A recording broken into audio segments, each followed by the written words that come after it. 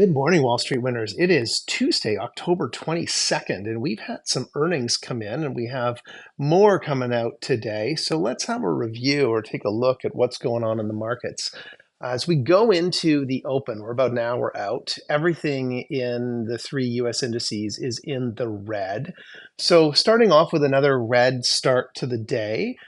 Certainly the NASDAQ yesterday, which started out about minus 100 in the pre-market, certainly turned around throughout the end of the day, and certain semiconductor stocks did quite well, NVIDIA being one of them yesterday, up over $5 by the end of the day. But let's turn our attention to the Yahoo Finance app for a second here and look at what's going on. Crude is up almost, well, it's 60, call it 60 cents, 57 cents. So it's above $71 a barrel for crude oil futures on November 24th. So that's positive. It's making a bit of a rebound. Anthony Blinken, I think it's Secretary of State for the US, is over in Israel talking with the Israeli government and Prime Minister about diffusing the situation over there and reducing the number of attacks and trying to come to a ceasefire agreement. So we'll see how that goes. That's, I think, his 11th visit over there. So still a lot to cover and a lot to talk about, and a lot of things going on behind closed doors. If we take a look at the VIX is now below 20, but it had climbed yesterday almost 3/4 of a point. So it's still not down at the levels we want it to be, which is the 12 to 15 mark, but it's getting closer. So positive news and positive progress. If we take a look at the health and retail stocks that we follow, you can see that Costco, to me at this point, is in a buy zone. I think Costco in the 880, mid 880 range is a pretty good deal. I think we should see positive earnings report out of that in the next 3 months. I mean, they just reported Q2 and now we've started Q3 earnings. So I think that what we'll see with back to school and some of the holidays, Thanksgiving in the US, coming into Christmas and Christmas buying, as well as just fall spending, I think we'll see an uptick in Costco. So you might be buying this at a bit of a dip here. I might wait till the low 880s to get into Costco, but I think it's a attractive price at this point. Scrolling down further, the one big one here that's a bit of a red flag is Home Depot. Home Depot was off $9 yesterday. It's down almost 5 in the pre-market today. So a bit of a concern here in retail spending and spending on home improvements. So we'll have to keep watching this one. Home Depot's had a pretty good run over the course of the last couple of months, really since August. It's run up from the 325, 330 range up to the 400 range or 420s. So it's a little bit of a pullback. I mean, 6 months, it's up 21%. That's a pretty good run. But we might start to see that tail off and a bit of a pullback as we continue to move forward. Although we saw a pop yesterday in Humana with the talk of Cigna potentially acquiring it and M&A discussions being rekindled, it was off $7 yesterday and down $1 in the pre-market today. So not a lot to report there. There was talk yesterday about Tim Cook being one of the largest standing members of the Nike board, and not sure where all of that was coming out of, but there was just some shifts going on in leadership at Nike, and so that was one of the things that was highlighted there, and his obviously knowledge and experience in retail being brought to the table for Nike over the years, being seen as a big benefit. So Nike was off $1.50, $1.44 yesterday. It's up slightly in the pre-market. It's in the low, or well, the mid 81s. I think it's definitely a stock that by March of next year should be in the 95 range. So could be an opportunity there as well. And then you've got the transport stocks. So we've got CNR, Canadian National Railway, reporting after hours today. So after market close today. And this stock has taken a bit of a beating over the last 6 months, going from a high in the 177 range down to the 155 range. If this were to open and fall lower today ahead of earnings, I think this might be an interesting buy right now. I've been a little bit bearish on transport, but seeing what some of the other transport companies have come out with, I think there may be an opportunity here for a bit of a bump. And the nice part about CNR is the dividend. So it does pay a 2.18% dividend on an annualized basis. Its price to earnings ratio is relatively high for a transport company at 18 and a half times earnings. But I think that if we do get some good earnings today after market, it could see a $3 to $4 jump in its stock price. So we're going to be keeping an eye on that one today. We get down to oil, and oil's been all over the map. And obviously, a lot of this is due to the Middle East tensions, but it's also about oil consumption, the increase in EVs, and the less reliance we have on crude, all of which is just really hyperbole because we still have a huge dependence on crude, whether it's in manufacturing or for heating or for driving and transport. Oil is used extensively throughout all different types of nations from first, second, and third world. So what we're seeing today is a bit of a recovery in oil in most of the stocks, mostly green on the screen here as we start the day. And that's probably due to crude being up. But we do have some announcements coming out this week. We have Valero announcing tomorrow.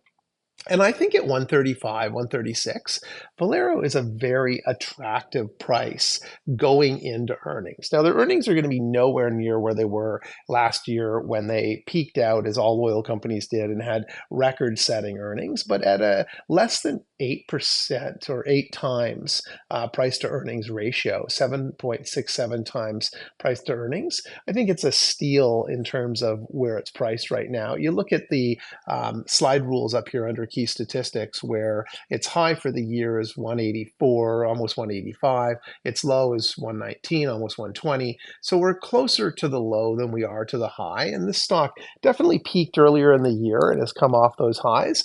But I think it's got a lot of potential to get to have that momentum turn around and shift and see that move in more of an upward trajectory throughout the fall and winter timeframe in the northern hemisphere. So that's one that's definitely on my radar. They announce tomorrow. So we'll have to wait and see what they have come out with in terms of earnings, but they're typically a very well-run company.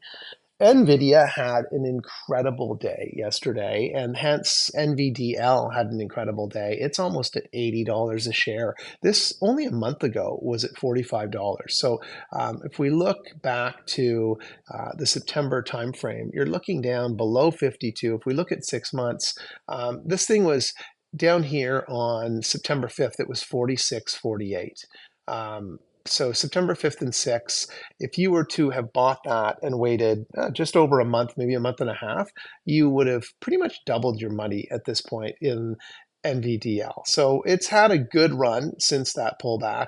Micron was off a little yesterday. It looks like it's off a little in the pre-market. I think that'll turn.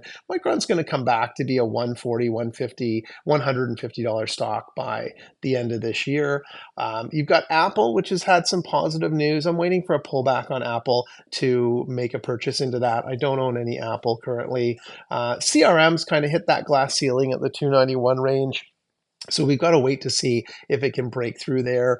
They've had some announcements yesterday about their partnership with Blue Cross Blue Shield in California. So we'll see what the outcome of that is, if anything.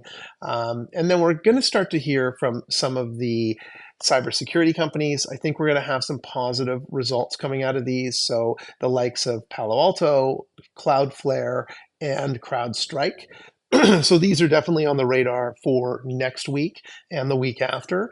And then we have Microsoft, which was up slightly yesterday, but it's really down from its highs. It's in the low 420s, maybe the 418 range. It should be up in the it has hit the glass ceiling at 430. I think it's going to go to the 440, 450 range on earnings if earnings come out positive, which I expect they will. The one interesting thing in the semis yesterday was ARM was off when NVIDIA was up. Normally when NVIDIA is up, ARM is up, but they worked in an opposite direction yesterday. We've also got IBM coming out with earnings tomorrow for IBM, so we'll be watching them. They're up at the 231 range. I mean, if you look at the 1 year or year to date on this stock has really done well. It's up 42% year to date. I thought it was going to peak out when it got to 209 after its last earnings, but it's just slowly continued to climb. So that's an interesting one to follow. With the dividend as well, we've got Lam Research out tomorrow. I am very bullish on Lam Research, but this is a bit of a risky one because we did hear around the struggles that ASML out of the Netherlands have had on sales of their equipment due to export regulations coming out or restrictions coming out of the US. So this could affect Lam Research as well. But I'm pretty bullish on where this company is going to go. And even if they don't do a great job with earnings this quarter, I do believe it's a solid investment going forward. So this would be a buy and hold if the earnings don't pop and cause this to spike. Scrolling down further, Meta. Meta was off yesterday, off again today. I'm still waiting for a bit more of a pullback on Meta. Before I get back into this was a stock we'd predicted would be at 550 in the mid-October range. It almost got to 600 in that time frame, so it did better than our prediction. And I do believe in 8 days on earnings, the earnings will be positive. But I feel that based on the climb it's had pre-earnings, there may not be a lot of room for further upside. So I'm waiting on that one. NVIDIA up almost $6 yesterday, a great day. Google had an okay day yesterday as well. It was down at one point, but it recovered.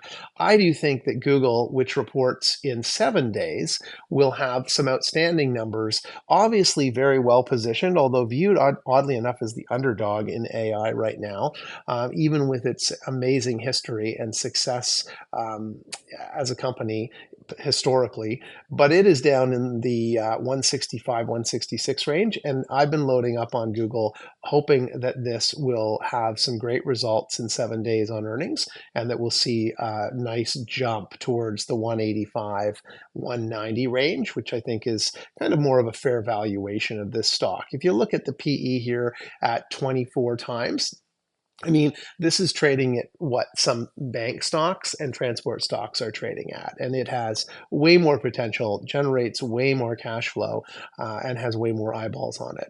TSM recovered a bit yesterday. It looks like it's fallen again in the pre-market today. So this is, again, one that I would get back into in the 190 range if it were to pull back. I'm going to wait for that. SoFi, just another record day yesterday in financials, up 22 cents. They're a week out from earnings, and they are just killing it right now. So hopefully you got into this one in the $6 range when we were talking about that, and you've held on to that. And then we go down and take a look at one of the others, Raymond James. So we talked about this yesterday. Earnings out tomorrow for RJF. And we said we expect this will pull back prior to earnings or after because of the run up going into earnings. And sure enough, it did. It's down 4% in the pre-market right now. So we'll wait to see how that opens. But down in the 132s might be an interesting purchase pre-earnings because the competitors in that area, all the other banks and Charles Schwab in particular, all coming out with great earnings this quarter. So if that does drop, it could just be a buying opportunity with a potential uplift tomorrow going into earnings. And then you've got your leaders in the space, JP Morgan, Goldman, and Morgan Stanley, all off yesterday, about a similar percentage there, but and looking like they're off again this morning in the pre-market. But the banks in general are set up to have a great quarter this quarter. We don't know what's in store for them in 2025. But they should close out 2024, which we won't hear about until January. But they should close out this quarter with some pretty amazing results. So we'll wait to see how much these pull back, and then it could be a nice buying opportunity here as well.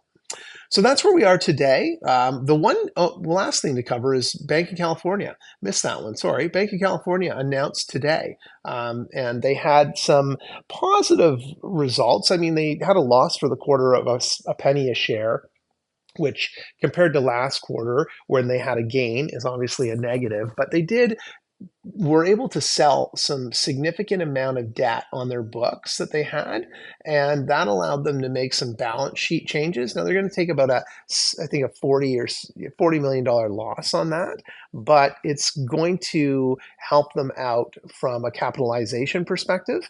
And I think going forward, they've seen an increase in their net interest income, which is the same for the other banks that have announced.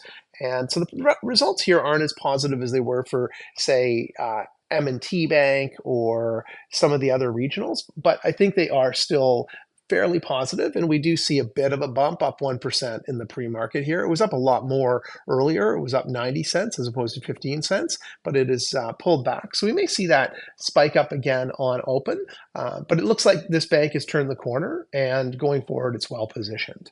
So that's where we are today on the 22nd. Good luck with your trades, and if you have any questions, leave me a comment.